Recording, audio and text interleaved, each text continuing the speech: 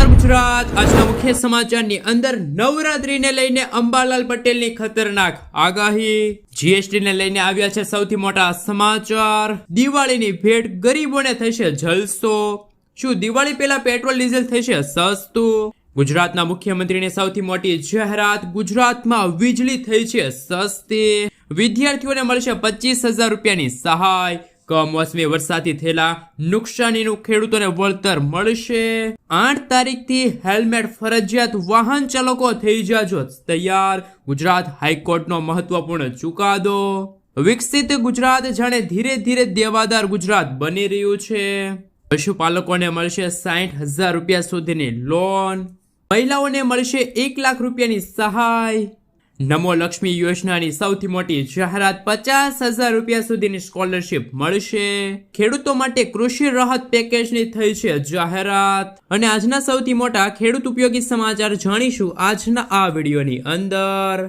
મિત્રો, દરેક સમાચાર, દરેક માહિતી જણાવીએ એ પહેલા ગુજરાતના જે પણ મિત્રો ચેનલ પર જો પહેલી વાર આવ્યા હોય તો મિત્રો ખાસ કરીને વિડીયોને એક લાઈક કરી ચેનલને સબસ્ક્રાઇબ કરવાનું ભૂલતા નહીં, સાથે આજનો આ વિડીયો છે કે જેને અંત સુધી જોતા રહેજો।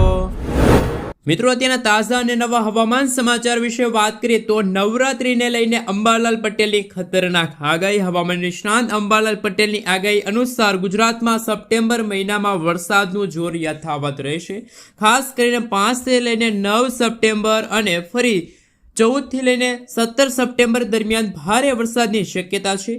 અંબાલાલ પટેલની આગાહી મુજબ બંગાળની ખાડીમાં નવી સિસ્ટમ બનવાના કારણે ઉત્તર ગુજરાતના ભાગોમાં ભારેથી ભારે વરસાદ થશે।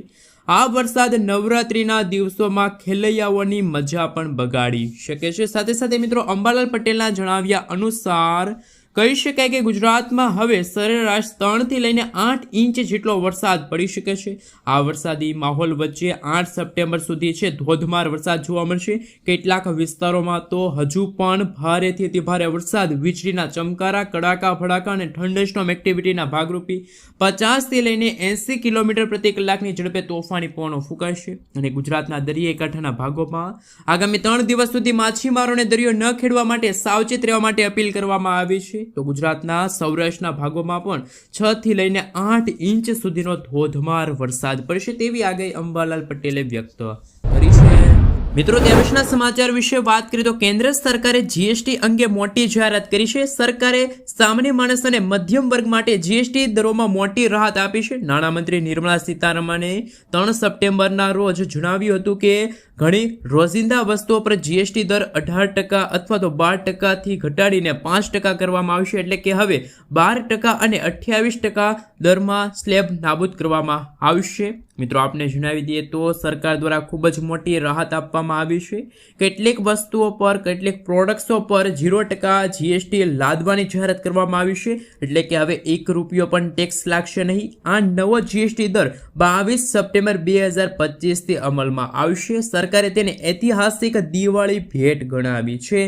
ઘરેલું બજેટમાં રાહત અને રોજિંદા વસ્તુઓ સસ્તી થવાના કારણે સામાન્ય લોકોને આનો સીધો લાભ મળશે। સાથે સાથે મિત્રો, ગરીબોને જલસો દિવાળીની ભેટ મળી છે। તહેવારોની સિઝનમાં લોકો મોટી ખરીદી કરતા હોય છે। આને ધ્યાનમાં રાખીને એસી, મોટા ટીવી, ફ્રીજ, વોશિંગ મશીન જેવા ઉત્પાદનો પરના ટેક્સ 28%થી ઘટાડીને 18% કરવામાં આવ્યા છે। આ ઉપરાંત વ્યક્તિગત આરોગ્ય અને જીવન વીમા પોલિસી પણ જીએસટી સંપૂર્ણપણે નાબૂદ કરવામાં આવ્યા છે, જેનાથી વીમા કવરેજ વધુ સસ્તું અને સુલભ બનશે। 350 સીસી સુધીની નાની કાર અને બાઇકના જે જીએસટી દરો છે એમાં ઘટાડો થયો છે, વસ્તુ સસ્તી થશે કારણ કે તેમના પર ટેક્સ 28%થી ઘટીને 18% કરવામાં આવ્યો છે।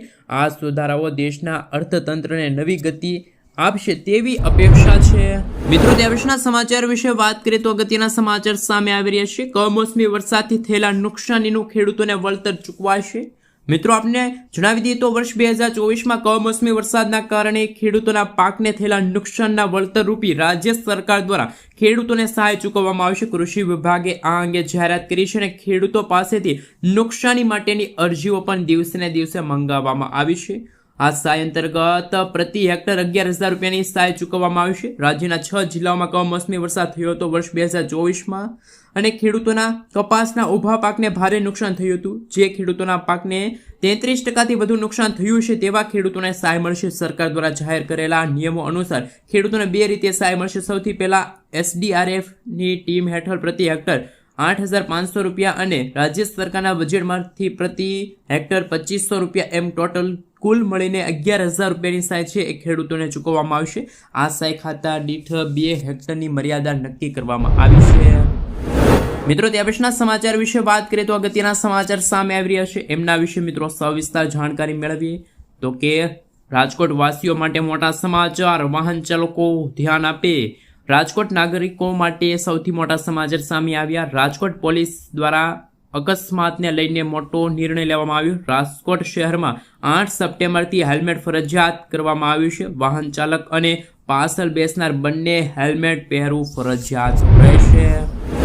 મિત્રો ત્યાર પછીના સમાચાર વિશે વાત કરીએ તો આપણે જણાવી દઈએ તો ગુજરાતમાં વીજળી સસ્તી થશે. ફ્યુઅલ સરચાર્જમાં ઘટાડો. ગુજરાત સરકારે વીજળીના ફ્યુઅલ સરચાર્જમાં યુનિટ દીઠ 15 પૈસાનો ઘટાડો કરવાની જાહેરાત કરી છે. હવે આ દર 2.45થી ઘટીને 2.30 રૂપિયા થશે, જેનાથી 100 યુનિટના વપરાશ પર ગ્રાહકોને 15 રૂપિયાનો ફાયદો થશે. આ ઘટાડો છે મિત્રો 1 જુલાઈથી લાગુ કરી દેવામાં આવ્યું છે. ફક્ત સરકારી વીજ કંપનીઓને જ લાગુ પડશે.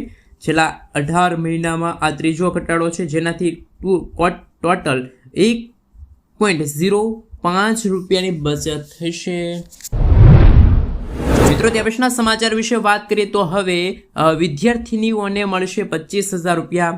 વિજ્ઞાનમાં રુચિ ધરાવતા બાળકોને નાણાકીય કે અન્ય તકલીફ ન પડે એ માટે ગુજરાત સરકાર દ્વારા નમો સરસ્વતી વિજ્ઞાન સાધના યોજનાની શરૂઆત થઈ છે. આ યોજના અંતર્ગત ધોરણ 11 અને 12માં અભ્યાસ પૂર્ણ કરવા બદલ વિદ્યાર્થીઓને ટોટલ 25,000 રૂપિયાની આર્થિક સહાય મળશે. આ યોજના લાભ લેવા માટે વિદ્યાર્થીઓને 10 બોર્ડની અંદર પરીક્ષાની અંદર 50% કે તેથી વધુ માર્ક્સ આવેલા હોવા જોઈએ. આ યોજનાની સહાય વિદ્યાર્થીઓના ખાતામાં સીધી મોકલવામાં આવશે. મિત્રો આગલા સમાચાર વિશે વાત કરીએ તો મહત્વના સમાચાર સામે આવી રહ્યા છે. એમના વિશે જો વાત કરવામાં આવે તો ખાસ કરી મિત્રો ગુજરાતના ખેડૂતો દિવસે ને દિવસે દેવાદાર બની રહ્યા છે. ગુજરાતનું દેવું છેટની રીતે વધી રહ્યું છે, છતાં સરકાર દ્વારા તાઇફા પાછળ ધૂમ ખર્ચ કરવામાં આવ્યો છે. રકમ જાણીને તમે પણ ચોંકી જશો. વિકસિત ગુજરાત જાણે ધીરે ધીરે દેવાદાર ગુજરાત બની રહ્યું છે તેમ હાલ કહી શકાય કે જાહેર દેવું પણ ગુજરાતનું વધ્યું છે. સંસદમાં રજૂ થયેલા રિપોર્ટ મુજબ વર્ષ 2025-24 અંતર્ગત ગુજરાતનું દેવું ટોટલ 4.90 લાખ કરોડ રૂપિયા સુધી પહોંચ્યું છે. વિકાસના નામે સરકારી તાઇફા અને ઉત્સાહો પાછળ ધૂમ ખર્ચ કરવામાં આવી રહ્યો છે. તેવી જ રીતે દેવું વધી રહ્યું છે. તેને જોતા પ્રત્યેક ગુજરાતના માથે દેવું વધી ગયું છે. ગુજરાતનું દેવું વર્ષ 2021 અને 22ના સમયગાળા દરમિયાન 3.60 લાખ કરોડ રૂપિયા હતું, જે વર્ષ 2024-25માં વધીને 4.90 લાખ કરોડ રૂપિયા થયું છે. આને જોતા ગુજરાતમાં દેવામાં 1.30 લાખ કરોડ રૂપિયાનો વધારાનો ખર્ચ થયો છે, એટલે કે વધી ગયા છે આ દેવાના ભાવ. સરકારી ગ્રાન્ટ સાથે નવી સરકારી યોજનાઓ થકી રાજ્યની જનતાઓ માટે વિકાસના કામો પાછળ વધુ ખર્ચ કરવો પડી રહ્યો છે.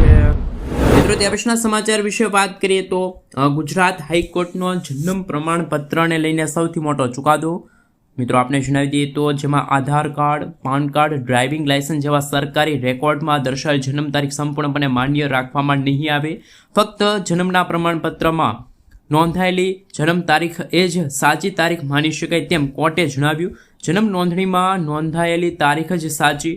વધુમાં ગુજરાત હાઈકોર્ટે જણાવ્યું હતું કે જન્મ મરણની નોંધણીના રજિસ્ટરમાં થયેલા તારીખ જ માન્ય ગણાશે. અન્ય પુરાવાઓમાં લખાયેલી તારીખો ફોર્મ ભરનાર વ્યક્તિઓ ભરે છે, પરંતુ હોસ્પિટલના રેકોર્ડ પ્રમાણે જન્મની નોંધણીમાં નોંધાયેલ તારીખ જ સાચી તારીખ ગણી શકાય. ત્યારે જન્મના દાખલામાં તારીખ સુધારવા માટેની અરજીઓ ફગાવતા હાઈકોર્ટે મહત્વપૂર્ણ ચુકાદો આપ્યો છે. મિત્રો ત્યાર પછીના સમાચાર વિશે વાત કરીએ તો મહિલાઓને સરકાર આપશે 2 લાખ રૂપિયાની લોન. ગરીબી રેખા હેઠળ જીવન ગુજરાતી વિચરિત અને વિમુક્ત જાતિઓની મહિલાઓ માટે સરકારે ન્યૂ સ્વનિપ યોજનાની જાહેરાત કરી છે. આ યોજના હેઠળ મહિલાઓને 2 લાખ રૂપિયા સુધીની લોન મળશે, જેના વ્યાજ દર પણ 5% રહેશે. આ માટે 21થી લઈને 50 વર્ષની વયની જે મહિલાઓ છે, જે કુટુંબની વાર્ષિક આવક 3 લાખ રૂપિયા સુધીની રહેશે. અરજદારે લોન લેવા માટે યોગ્ય જામીન પણ આપવા પડશે. આ લોનની ભરપાઈ 60 સમાન હપ્તામાં કરવાના રહેશે. મિત્રો ત્યાર પછીના સમાચાર વિશે વાત કરીએ તો અગત્યના સમાચાર સામે આવી રહ્યા છે. દિવાળી પહેલા પેટ્રોલ થઈ શકે છે સસ્તું. જીએસટી બેઠક કરવામાં આવી, પરંતુ લોકોની લાંબા સમયથી ચાલી રહેલી માંગણીઓ ફરી એકવાર અવગણના કરવામાં આવી છે. એમાં પેટ્રોલ ડીઝલ વિશે પણ વાત કરવામાં આવી છે, જેના માટે જીએસટીના દાયરામાં લાવવાની લાંબા સમયથી માંગ કરવામાં આવી રહી છે, પરંતુ આ વખતે પણ ફરીથી જીએસટીના દાયરામાં આ પેટ્રોલના ભાવ છે બહાર રહ્યા છે. સરકાર પેટ્રોલ ડીઝલના જીએસટીના દરોમાં મિત્રો ત્યાર પછીના સમાચાર વિશે વાત કરીએ તો આપણે જણાવી દઈએ તો ખેડૂતોને મળશે 40,000 લઈને 60,000 રૂપિયાની સહાય. ભારત સરકારે પશુપાલન કરતા ખેડૂતો માટે પશુ કિસાન ક્રેડિટ કાર્ડ લોન્ચ કર્યું છે. આ યોજના પહેલાથી ચાલી રહી છે. પશુપાલન કરતા ખેડૂતો આ કાર્ડ દ્વારા 5 લાખ રૂપિયા સુધીની લોન લઈ શકે છે. પહેલા ખેડૂતોને 3 લાખ રૂપિયા સુધીની સહાય મળતી હતી.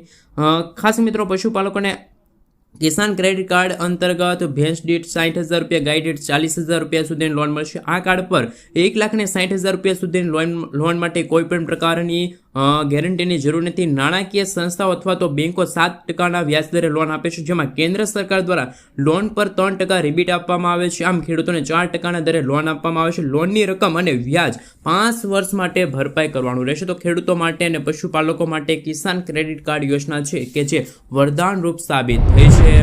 મિત્રો તે પછીના સમાચાર વિશે વાત કરીએ તો વ્યવસાય શરૂ કરવા માટે સરકાર આપશે 90,000 રૂપિયાની લોન. અને મિત્રો આપણે જણાવી દઈએ તો આ યોજનામાં પણ નવા ફેરફારો થયા છે. પહેલા 80,000 રૂપિયા સુધીની છે એ લોન મળતી હતી, તો અમે વાત કરવા જઈ રહ્યા છે પ્રધાનમંત્રી સ્વનિધિ યોજના હેઠળ. આ લોનની રકમ છે પહેલા 80,000 હતી, જે વધીને 90,000 કરવામાં આવી છે. આ યોજનાની સમય મર્યાદા 31 માર્ચ 2030 સુધી નક્કી કરવામાં આવી છે, જેથી જે લોકો લાભ લેવા માંગે છે એ વહેલી તકે અરજી કરી શકે. નવા નિયમો અનુસાર